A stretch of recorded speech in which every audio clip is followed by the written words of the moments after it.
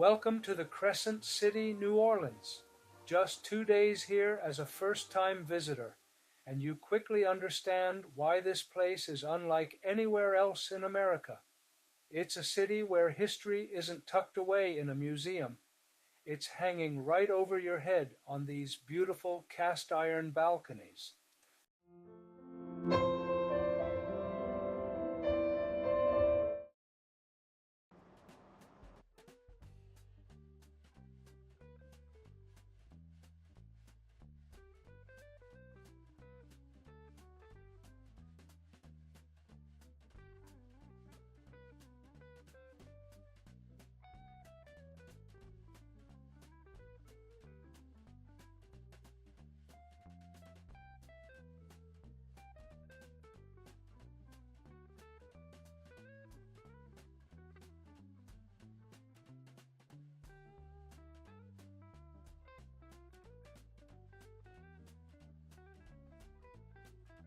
We're talking 3 centuries of French, Spanish, and Creole culture all blended together.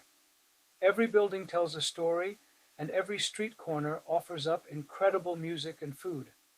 For a curious traveler, this city is an absolute gold mine, and a short walk from Canal Street instantly dropped us into the heart of it all, the legendary French Quarter.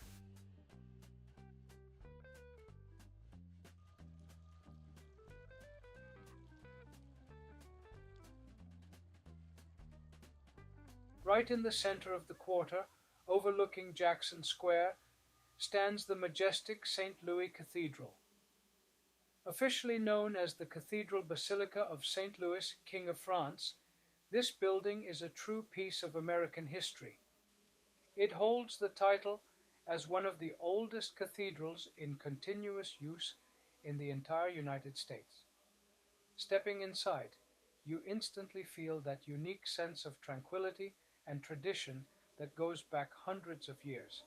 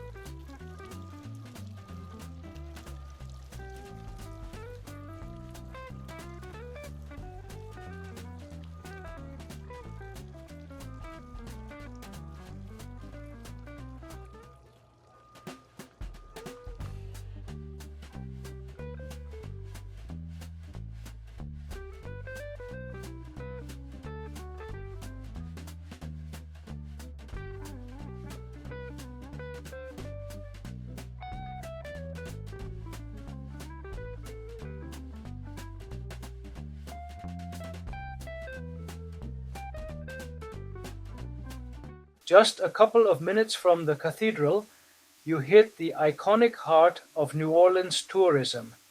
If you've heard of one restaurant in this city, it's probably Café du Monde, famous for its chicory coffee and beignets.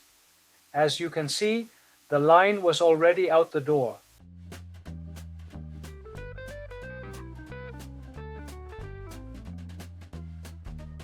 Now, as much as I wanted those beignets, I was ready for something a bit more substantial. So, I walked just a couple more minutes right through the bustling French market to snag a quick lunch. When you're in New Orleans, you have a whole list of iconic dishes to tick off. Think gumbo, jambalaya, muffuletta, and of course, po' boys, those legendary sandwiches. I grabbed a po' boy for a quick, authentic fix.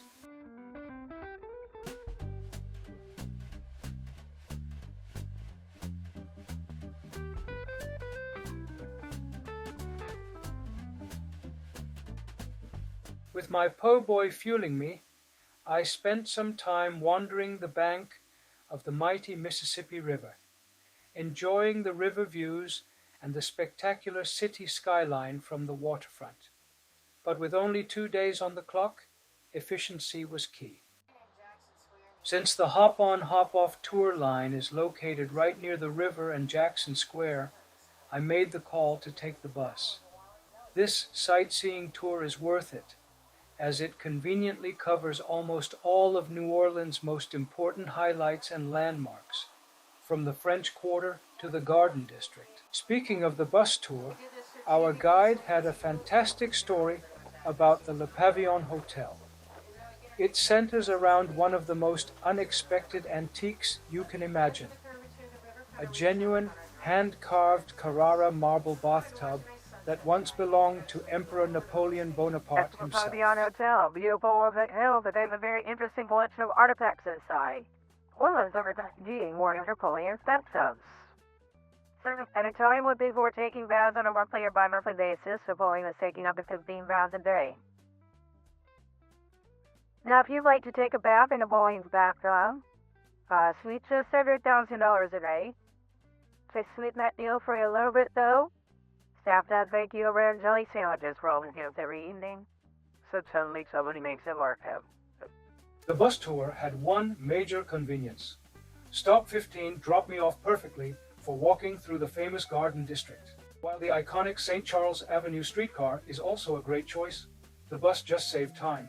Now, the Garden District is famous for its stunning historic mansions, like this one right here. If you want a full, detailed tour of those incredible homes and the stories behind them, make sure to check out my dedicated video on the Garden District. You can find the link in the description below. For our grand finale, we had to experience the legendary Bourbon Street at night. The sheer volume of live music spilling out onto the street is incredible. It's less about the bars and more about the non-stop street music activity happening all around you. We settled into one of the restaurants for a delicious, fancy seafood dinner to celebrate a successful trip. In just 2 days, we saw the historic core, got a taste of the iconic food, though there are still so many dishes to try, gumbo, jambalaya, muffaletta, beignets, and absorbed the unique energy of the city. As a first-time visitor, it's clear that New Orleans has a style, a sound, and a history all its own.